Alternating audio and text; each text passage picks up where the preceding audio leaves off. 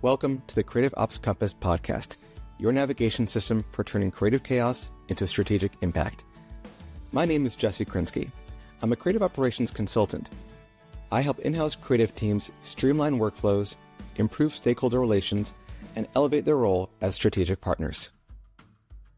Today I want to talk about something that comes up constantly when I work with in-house creative teams. Should there be a mandate requiring stakeholders to use your team instead of external agencies? It's a fair question. You built a team, you understand the business better than any outside vendor ever could, but stakeholders keep going around you to hire agencies, so why not just make it a rule that they have to work with you? I'm going to give you my honest take on this, including some scenarios where a mandate might actually make sense. But I'm going to tell you up front, in most cases, I don't support them. Why don't I like mandates that require stakeholders to work with in-house creative teams? First, there's the perception. So when leadership has to force people to work with you, what message does that send? To some stakeholders, it says your team can't compete on merit, that you need protection. And that perception can be very hard to shake, even if your work is excellent. So stakeholders can start viewing you as the protected option and not necessarily the preferred one. You could become the team that people have to use, not the team that they want to use. Think about how that plays out in practice.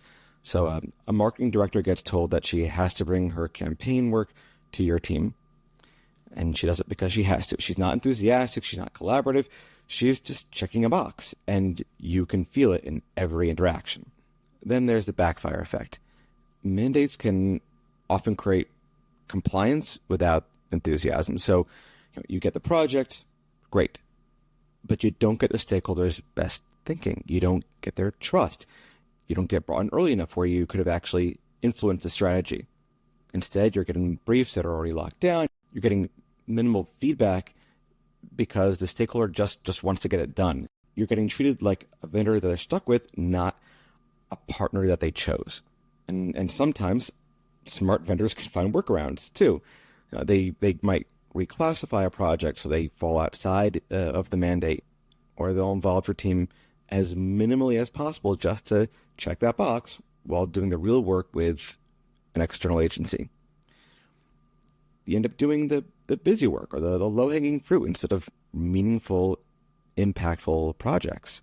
I've seen a lot of in-house teams that have mandates end up doing the boring stuff, the compliance work, the quick turnarounds on slide decks, while the interesting brand work, the campaigns that actually matter, those all go externally.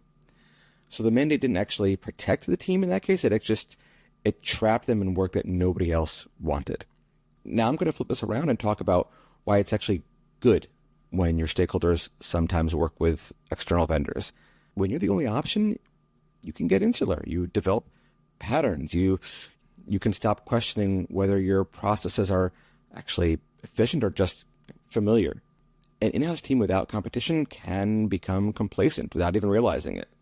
But when stakeholders work with external agencies occasionally, you get to see how other teams approach projects. You get exposure to different tools, to different workflows, different thinking, different creative solutions. You can evaluate what they're doing and decide what might work for your team. And there's another benefit. When external vendors screw up, that's actually valuable data for you. Let's say a stakeholder hires an agency that doesn't really understand your company's regulatory constraints or doesn't know the history of why a certain message doesn't work with your audience. And let's say the project goes sideways. Well, now you have a concrete case study. And you can point to it and say right there, that is the value of institutional knowledge. That is why working with a team that's embedded in the company that understands the business matters. That is so much more powerful than just claiming you're better. You have proof now. Okay, so I've made a case against mandates, but I want to be fair here. There are some times when a limited mandate can be strategic and helpful. First of all, when you're building new capabilities. Let's say your in-house team is expanding into motion graphics. You don't have a portfolio yet. You don't have solid, refined processes. If your company sets up a 6-month mandate that certain types of animation projects come to you first, That gives you room to develop without competing against agencies that have been doing motion work for years. But the key word here is temporary. You're using the mandate to build the capability, but not to avoid competition forever. Second, it can be helpful for brand critical work. Some companies mandate in-house involvement for anything that touches core brand identity. The institutional knowledge argument is strongest here, right? So you know what the brand stands for in a way that an external partner just can't. And when brand consistency is genuinely critical, a mandate might make sense. And third, a mandate can be helpful as part of a broader transformation. So if leadership is restructuring how creative work gets funded and allocated, a mandate might be one piece of a larger change management effort. But even then, it should have clear conditions and a sunset clause. The problem is that most mandates aren't temporary. They become permanent fixtures, and that's when they start causing more harm than good. Okay, so if mandates are not a great option, what is the alternative? I like the idea of a first right of refusal policy, and here's how it works. Stakeholders have to bring projects to the in-house team first and get a formal response before going external. That way, first of all, you have visibility into all the work that's happening, and you can evaluate each project and decide if you're the best fit. And when you're not, you say no. And I know that can sound very risky. Why would you want to turn down work? But it's actually a solid way to build credibility. When you tell a stakeholder that an external partner is a better fit for a certain project, it shows you're not being territorial, that you understand your team's strengths and limitations. You're proving that you care about the outcome more than protecting your turf. You're showing that you're on the same team as your stakeholders. And that brings me to the most important point. You want to be chosen when you're genuinely the best option for the work. That requires real effort on your part. You need clear positioning around what types of projects your team excels at. You need an honest assessment of your team's capacity and capabilities. You need strong intake and scoping processes so stakeholders know what to expect when they work with you. You need case studies that prove concrete value. Maybe that's faster turnaround because you don't need 3 weeks of onboarding. Maybe it's deeper brand knowledge that leads to better creative solutions. Maybe it's cost savings because you're already on staff. Whatever your differentiators are, you need to be able to articulate them with specifics. And you need stakeholder relationships built on meaningful, consultative conversations, not just order taking. When a stakeholder brings your project, are you asking questions about the business objective? Are you challenging the brief when something doesn't make sense? Are you bringing strategic thinking and value to the table?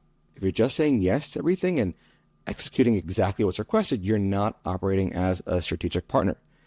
You're operating as a service provider. And service providers are interchangeable. Now I'm going to pose something that might be uncomfortable. Sometimes the question isn't whether there should be a mandate for using the in-house team. Sometimes the question is whether the in-house team should exist at all in its current form. If your team can't compete without a mandate, that is a signal that's worth paying attention to. Maybe the team is the wrong size for what the organization actually needs. If a mandate is the only way to get your team work, you need to understand why. And you need to be willing to consider that restructuring might be the right answer. So if your company has a mandate already, here's what I want you to think about. If the mandate disappeared tomorrow, how much work would your team keep? Be honest with yourself.